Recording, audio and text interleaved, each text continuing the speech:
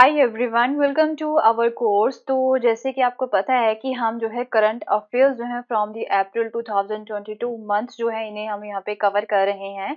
And अब तक हमने यहाँ पे जो है पॉलिटी के जो करंट अफेयर्स हैं इम्पॉर्टेंट फ्रॉम दिस मंथ वो कवर कर लिए हैं। एंड उसके बाद में हमने जो है इंटरनेशनल रिलेशंस के भी जो इम्पॉर्टेंट करंट अफेयर्स हैं वो कवर किए हैं। And today we are going to start the another topic that is the economy.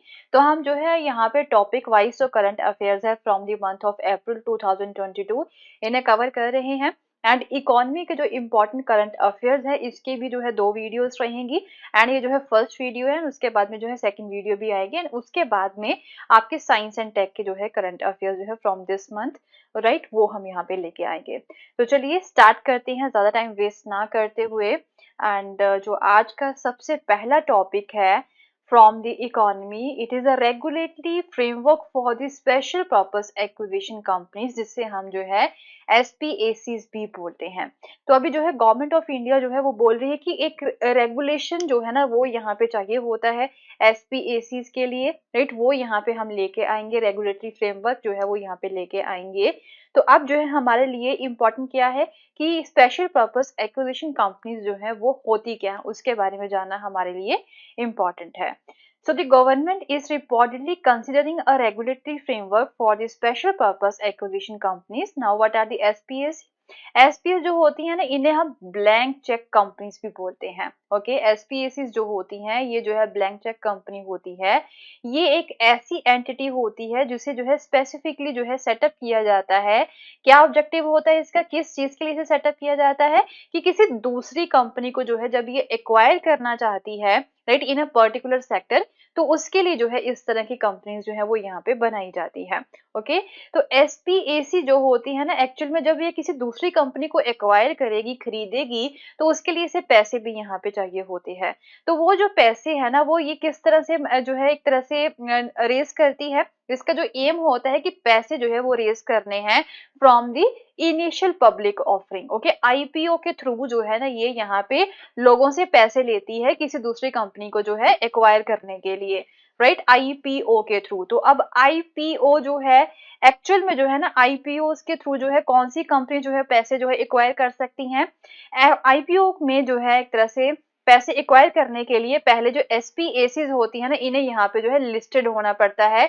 इन्हें जो है ना प्राइवेट लिमिटेड कंपनीज जो है वो यहाँ पे बनना पड़ता है। तो अपनी कंपनीज को जो है लिस्ट करवाना पड़ता है। उसके बाद में जो है इनिशियल पब्लिक ऑफरिंग्स के थ्रू जो है कोई भी कंपनी यहाँ पे जो है पैसा जो है वो रेज कर सकती है फ्रॉम दी मार्केट। ओके, तो फिर जो है लिस्टेड होने के बाद में जो है आईपीओ के थ्रू जो है कंपनीज क्या करती है वो फिर जो है ना कुछ शेयर्स जो होते हैं यहाँ पे अपनी कंपनी के नाम के वो यहाँ पे इश्यूज करती हैं जिसे जो है वो यहाँ पे मार्केट में जो है बेचती है। एंड जो लोग हैं फिर वो उसमें पैसा लगाते हैं, इन शेयर्स को जो है वो खरीदते हैं। इन शेयर्स के थ्रू जो है वो कंपनीज यहाँ पे जो है पैसे को रेज करती हैं। ओके, तो ये चीज होती है यहाँ पे। अब जो एसपीएसीज होती हैं इसका क्या होता है मेन कि पैसा रेज करना है through the IPOs without any operations और दी रेवेन्यूज। ओके, तो ये जो है किसी दूसरी कंपनी को जो है एक्वायर करने की कोशिश करती हैं। So the money that is raised from the public is kept in an escrow account। तो एक अलग अकाउंट होता है उसमें जो है ये सेव करके रख लेते हैं जो भी इन्होंने पैसा यहाँ पे शेयर्स के थ्रू जो है पब्लिक से रेज किया होता है अपने शेयर्स को बेच के। एंड इसे जो है जब वो एक्विजिशन करेगी किसी दूसरी कंपनी की, जब किसी दूसरी कंपनी को जो एक्वायर करेगी तो उस समय में जो है वो इस पैसे को यूज करेगी। ओके, तो अगर जो है with in the 2 years of the IPO के 2 साल के बीच में अगर जो है इन्होंने किसी भी कंपनी को जो है एक तरह से एक्वायर नहीं किया है, उसकी एक्विजिशन नहीं की है, तो जो एसपीएसी होती है इसे जो है फिर डीलिस्ट कर दिया जाता है, रेट ये डीलिस्टेड हो जाती है। एंड जो मनी है वो दोबारा से इन्वेस्टर्स को वापस कर दी जाती है। ओके, जिन लोगों ने यहाँ पे शेयर्स को खरीदा होता है। तो अब क्या है ना एक्चुअल में जो लोग हैं वो काफी ज्यादा इसमें पैसा लगा रहे हैं एसपीएसीज में, तो लोग जो है काफी ज्यादा अट्रैक्ट हो रहे हैं इस तरफ। तो while SPAC are essentially shell companies, so it is a key factor that makes them attractive to investors are the people who sponsor them. Actual में जो है ना ये शेल कंपनीज होती है, ये ऐसी कंपनीज होती है ना, ये जो है कुछ ऐसे बंदे जो है इसमें ऐड हो जाते हैं इन कंपनीज में, जैसे कि कोई सेलिब्रिटी हो गया, ओके। तो उन सेलिब्रिटीज की वजह से जो है उनकी तरफ अपना लोगों का काफी झुकाव होता है, तो उन सेलिब्रिटीज की वजह से जो लोग है ना वो इस तरह की कंपनीज में पैसा लगा देते हैं, ओके। तो इसकी वजह से जो है ना ये ज्यादा अट्रैक्टिव है, लोग ज्यादा यहाँ पे पैसा लगा रहे हैं। तो ग्लोबली जो प्रोमिनेंट नेम है उन्होंने एसपीएसीस में जो है काफी ज्यादा पार्टिसिपेट किया है। तो अब एक्चुअल में जो है गवर्नमेंट का कंसर्न क्या है, क्या हुआ था in the March last year, US security and exchange commission जो है they issued an investor alert, right. उन्होंने एक अलर्ट जो है वो यहाँ पे इन्वेस्टर्स के लिए वो इशू किया था। वो बोलती हैं, वो लोगों को जो इन्वेस्टर्स को जो है थोड़ा सा ध्यान रखने की जो है के लिए कह रहे हैं कि जस्ट जो है ना सेलिब्रिटी की इन्वॉल्वमेंट की वजह से, कि इन कंपनीज में जो सेलिब्रिटी हैं वो इन्वॉल्व हैं, आप अपना पैसा जो है ऐसे ना लगाएं। आप जो है पहले पक्का करें कि आपको जो है इसमें रिटर्न मिलेगा या नहीं मिलेगा, उसके बाद में जो है पैसा लगाएं। जस्ट जो है सेलिब्रिटी के नेम्स पे जो है यहाँ पे पैसा ना लगाएं। So there may be a lesser returns for the retail investor post merger. तो जब यहाँ पे जो है ना मर्ज हो जाएगी, जब ये किसी दूसरी कंपनी को जो है एक्वायर कर भी लेगी, तो हो सकता है तो बाद में जो है आपको कम पैसा मिले, आपको जो रिटर्न्स है वो कम मिले, उनके शेयर्स जो है वो डाउन जा सकते हैं। So certain closes could potentially prevent investors from getting their moneys back. तो हो सकता है कुछ ऐसे क्लोजेस हो, कुछ ऐसे रूल्स एंड रेगुलेशंस हो जो इन लोगों को पता ना हो, राइट। हो सकता है तो बाद में जो है इन्हें उनकी मनी जो है वो वापस भी ना मिले, ओके। तो सारे रूल्स एंड रेगुलेशंस को अच्छे से समझ के जो यहाँ पे सामने उसी के अकॉर्डिंग ही यहाँ पे पैसा लगाएं, ओके। तो आई होप आपको जो है ये चीज समझ में आ गई होगी। एक्चुअल में जो एसपीएसीज होती है ये ब्लैंक चेक कंपनी होती है, एक्चुअल में इनका कोई बिजनेस नहीं होता है। बस फिर जो है ये क्या करती है, जस्ट किसी दूसरी कंपनी को एक्वायर करने के लिए आईपीओ के थ्रू जो है ये पैसा रेज करती है, ओके। तो फिर क्या होता है कि ये ब्लैंक चेक कंपनी होती है, ये लिस्टेड नहीं होती है, तो अगर इन्हें आईपीओ के थ्रू पैसा रेज करना है तो पहले फिर अपने आप को लिस्टेड करवाना पड़ता है, उसके बाद में जो आईपीओ के थ्रू जो है ये पैसा रेज कर सकती हैं, ओके। तो आईपीओ के थ्रू जो है फिर जो है अपने शेयर्स ये बेचती हैं, तो लोग जो है फिर इनके शेयर्स खरीदते हैं, पैसा लगाते हैं इनकी कंपनीज में, राइट। सो अब जो है इंडिया में इस तरह की कितनी ज्यादा जो है कंपनीज हैं। सो of the 1145 IPOs by the blank cheque company since 2009, 248 happened in 2020, 613 in the 2021 and 58 in the 2022 सो फार। तो टोटल कितनी है, 1145 इस तरह की जो है कंपनीज है हमारी इंडिया में। एंड उनका जो है ये उन्होंने बताया हुआ है कि 2009 में कितनी थी, 2020 में कितनी थी, एंड फिर यहाँ पे 2022 एंड 21 में कितनी थी, ओके। तो कितना पैसा जो है वो यहाँ पे एसपीएस के द्वारा जो है रेस किया गया है, to over $83 billion in 2020 and $162 billion in 2021। And उसके बाद में जो है the number for 2022 has cross the $10 billion already, okay. तो इतना ज्यादा जो है पैसा यहाँ पे लग चुका है। सो नेक्स्ट जो टॉपिक है हमारे पास वो है the digital banking unit. So actually जो है ना यहाँ पे फाइनेंस मिनिस्टर जो निर्मला सीतारमन है, उन्होंने दोबारा से अपने जो बजट में एक अनाउंसमेंट की थी कि 75 जो डिजिटल बैंकिंग यूनिट्स है ना, जो डिफरेंट डिस्ट्रिक्ट्स है ना वहाँ पे जो है सेटअप की जाएगी, उसे जो है रीआइट्रेट किया है इन्होंने। तो इसके अंदर क्या है कि अराउंड 75 जो है डिजिटल बैंकिंग यूनिट्स जो है वो हमारी कंट्री में जो है इस साल, दिस ईयर ओनली जो है वो यहाँ पे सेटअप की जाएंगी, वो भी 75 डिस्ट्रिक्ट्स में। तो क्या होता है, ऑब्वियसली ये गवर्नमेंट का जो डिजिटल फाइनेंशियल इंक्लूजन का एजेंडा है ना उसे आगे लेके जाने के लिए जो है ये यूनिट्स जो है वो ओपन की जा रही हैं। तो ऑब्वियसली ये चाहती है कि लोग यहाँ पे डिजिटल जो है एक तरह से हो जाएं, एंड सारा जो पैसा है, जो भी बैंकिंग का अपना सारा काम है वो डिजिटल ही यहाँ पे करें। तो अब ये डिजिटल बैंकिंग होती क्या है, आई होप आपको जो है पहले ही यहाँ की इसके नाम से ही पता चल गया होगा। डिजिटल बैंकिंग में जो है जितनी भी ट्रेडिशनल बैंकिंग एक्टिविटीज थी ना, जो पुरानी ट्रेडिशनल बैंकिंग एक्टिविटीज थी, आप बैंक में जाके जो भी काम करवाते थे, वो सारा जो है उस सारी एक्टिविटीज को जो है ये ऑनलाइन लेके आना चाहते हैं। जितना भी पेपर वर्क यहाँ पे होता है, जैसे कि चेक हो गए, पे इन स्लिप्स होगी, डिमांड ड्राफ्ट हो गए, उस सारे को जो है यहाँ पे खत्म करके, पेपर वर्क को खत्म करके ये जो है ऑनलाइन काम करना चाहते हैं। तो इसे हम डिजिटल बैंकिंग बोलते हैं।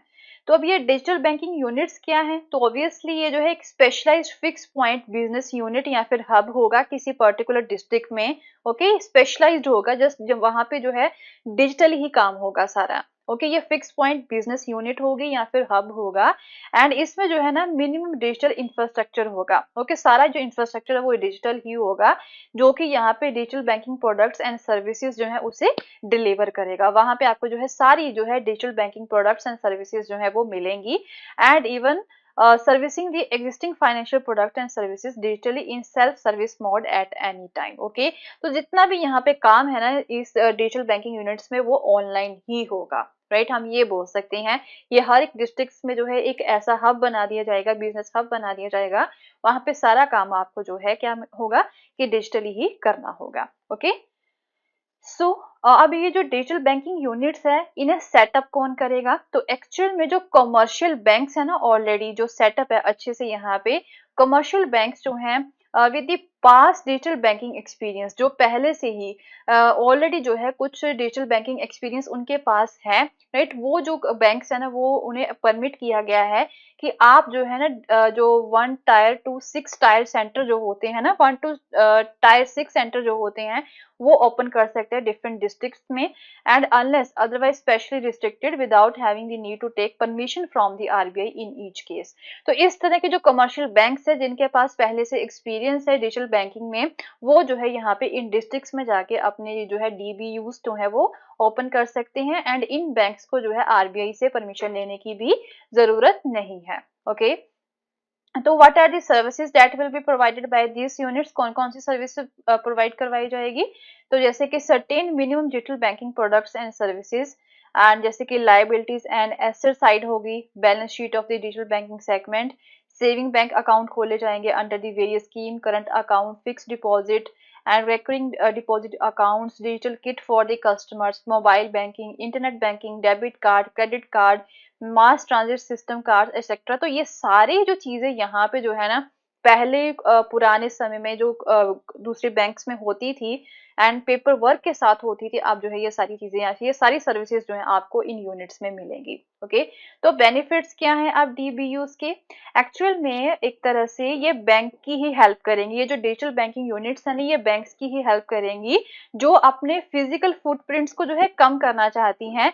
एंड जैसे कि इन्हें पहले जब किसी नई डिस्ट्रिक्ट में इन्हें अपना जो है ना ब्रांच खोलनी होती है तो इन्हें वहां पे जाके एक प्रेमाइसिस देखना पड़ता है, उसके लिए रेंट देना पड़ता है। ओके, तो वो जो रेंट वाला जो चीजें है ना वो इन्हें खत्म करनी पड़ती हैं। फिर अब जो है वो खत्म हो जाएंगे इसके थ्रू, तो इनका जो खर्चा है ना वो यहाँ पे कम हो जाएगा, हम ये बोल सकते हैं। हल्का सा छोटा सा सेटअप इन्हें वहां पे जो है लगाना होगा। So the move will open up the rural market, तो ऑब्वियसली आप जो है ये गांव में जाके भी रूरल मार्केट में भी जाके जो है अपनी सर्विसेज प्रोवाइड करवा सकेंगी इस तरह की जो बैंकिंग है। तो इसके थ्रू जो है ना इनके लिए जो रूरल मार्केट है वो भी यहाँ पे ओपन हो जाएगी। तो क्रेडिट फ्लो जो है ना वो इनका बूस्ट हो जाएगा इस तरह की बैंक का। And such units will also be cheaper to establish than a new branch, obviously सस्ती होगी इस तरह के यूनिट्स को ओपन करना। And units can also be branded as new age banks, तो इन्हें हम जो है बोल सकते हैं कि ये न्यू एज की बैंक है एंड जो कि काफी इजीली जो है आपको वहां पे सारी सर्विसेज जो है वो मिल जाएंगी। एंड ऑब्वियसली फिर इस तरह की बैंकिंग में जो डीबीयूज है ना वहां पे आपको स्टाफ की भी जो है एक तरह से स्टाफ की भी ज्यादा जरूरत नहीं रहेगी, कम स्टाफ जो है आप वहां पे रख के वहां का सारा काम जो है वो चला सकते हैं with the technology. So if not anything, more such units can encourage more financial literacy and favorable outlook toward the digital banking, which is the need of the hour। तो अगर ज्यादा ना भी करें तो अगर इस तरह की यूनिट्स जो है जब रूरल एरियाज में खोली जाएंगी तो लोग जो है ना ज्यादा अवेयर होंगे हो जाएंगे about the financial literacy and वो जो है डिजिटल बैंकिंग की तरफ जो है ज्यादा अपना जो है उनका झुकाव यहाँ पे बढ़ जाएगा। ओके, ये बेनिफिट्स यहाँ पे रहेंगे। तो सिग्निफिकेंस क्या है? So the move will open up the rural market for the service providers, तो ये इसकी इंपॉर्टेंस है। जब यहाँ पे जो कमर्शियल बैंक्स है वो अब फिर जो है रूरल मार्केट में जाके भी अपनी यूनिट्स जो है वो ओपन कर लेंगी, तो इनका जो है रूरल मार्केट इनके लिए ओपन हो जाएगी, तो क्रेडिट फ्लो जो है ना वो यहाँ पे बढ़ जाएगा। तो ऑब्वियसली नीड क्या है?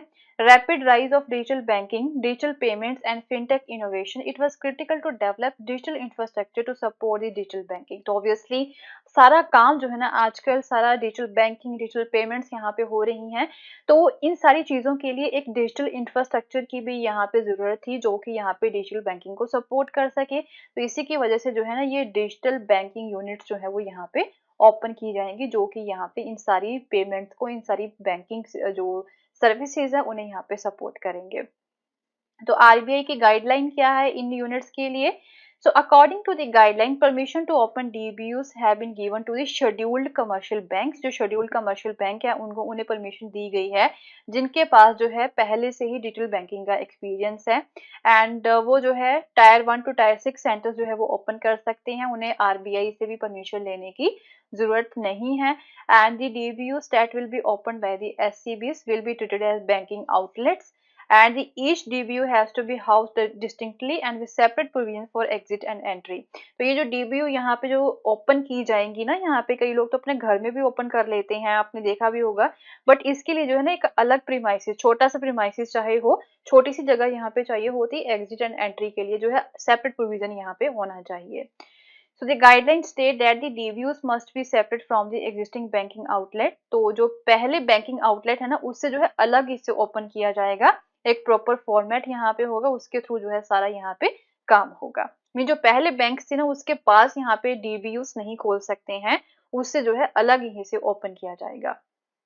तो इस डीबीयू को जो है ना हेड करने के लिए एक सीनियर एंड एक्सपीरियंस एग्जीक्यूटिव जो होते हैं बैंक के, वो यहाँ पे रखे जाएंगे, जो कि यहाँ पे डेजिग्नेट किए जाएंगे as a DBUs chief operating officer, right.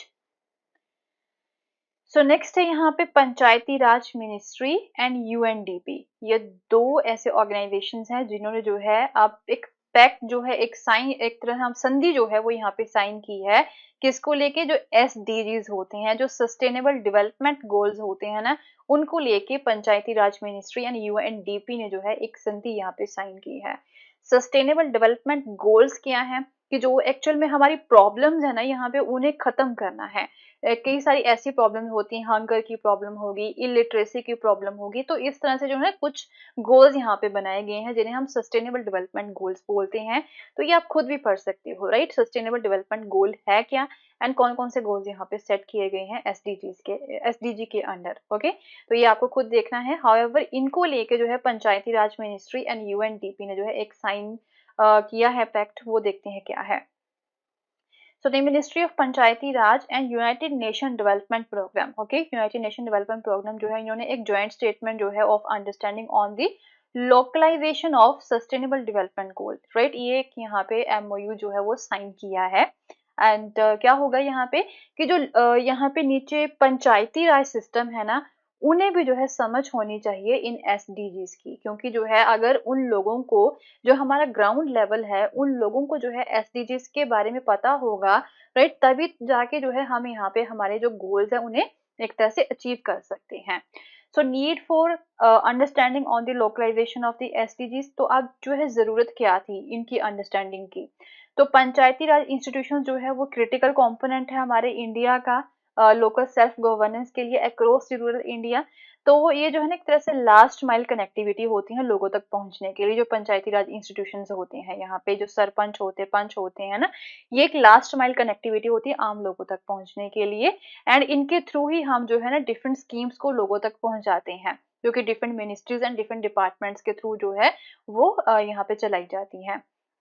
तो अब ये जो सस्टेनेबल डेवलपमेंट गोल है ना, इसे भी हम जो है ना अब इनके थ्रू ही, जो यहाँ पे पंचायती राज सिस्टम है, पंचायती राज इंस्टीट्यूशन है ना, इनके थ्रू ही हम यहाँ पे अचीव कर सकते हैं। तो इसके लिए जो पंचायती राज इंस्टीट्यूशन हैं, इन्हें यहाँ पे जो है समझ होनी चाहिए सस्टेनेबल डेवलपमेंट गोल्स की। Okay, so also about 65% of India population जो है वो रूरल एरियाज में ही रहती है। तो ऑब्वियसली अब ये जो पंचायती राज इंस्टीट्यूशन है ना, इन्हें यहाँ पे समझना होगा एक्चुअल में सस्टेनेबल डेवलपमेंट गोल्स हमारे हैं क्या, उन्हें हम किस तरह से अचीव कर सकते हैं, क्योंकि इनका जो है ना एक तरह से सीधा यहाँ पे कनेक्टिविटी होती है with our rural population. Okay, so अब यूएनडीपी एक्चुअल में है क्या वो देख लेते हैं। तो यूएनडीपी जो है ये एक एक्सपर्ट एडवाइस जो है वो प्रोवाइड करवाती है, ट्रेनिंग देती है, ग्रांट्स देती है डेवलपिंग कंट्रीज को, एंड जो लीस्ट डेवलप कंट्रीज होती है उन्हें भी जो है ये सपोर्ट करती है, ग्रांट देती है। And technical and investment cooperation जो होता है, राइट, वो यहाँ पे प्रमोट करती है अमंग द नेशंस।